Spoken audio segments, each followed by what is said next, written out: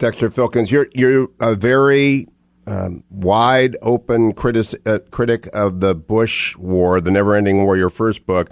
But buried in this article, not buried, but in the middle of it, is a conversation with Mohammed Ghaffar, a 28-year-old soldier, who said the Army never functioned as well as he had hoped, and it grew much worse after 2011. He had respected the professionalism of the Americans, the training they offer, but, quote, everything changed after the Americans left. The commanders steal everything. They sell it in the local market.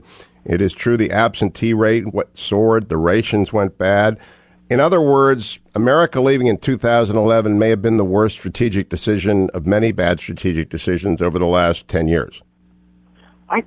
It's hard to conclude otherwise, because that little, that quote from that deserter that I talked to in Kirkuk, you could almost say the same thing for all of Iraq.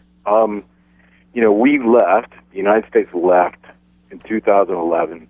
We went to zero, and we left. We packed up and left. So when you drive around Baghdad now, there is not a trace that the United States was ever there. And it's, apart from the American weapons, but in terms of, American presence and projects and guidance, gone.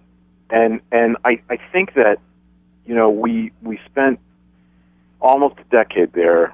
We paid with a lot of lives and a lot of blood, and essentially rebuilding the Iraqi state that we destroyed. And I don't think it was ready. It just wasn't ready to function on its own, and it couldn't function without us. And so, and actually, Ambassador Crocker, who was on your show, had a really good description of it. He says, we built ourselves into the hard drive of the place.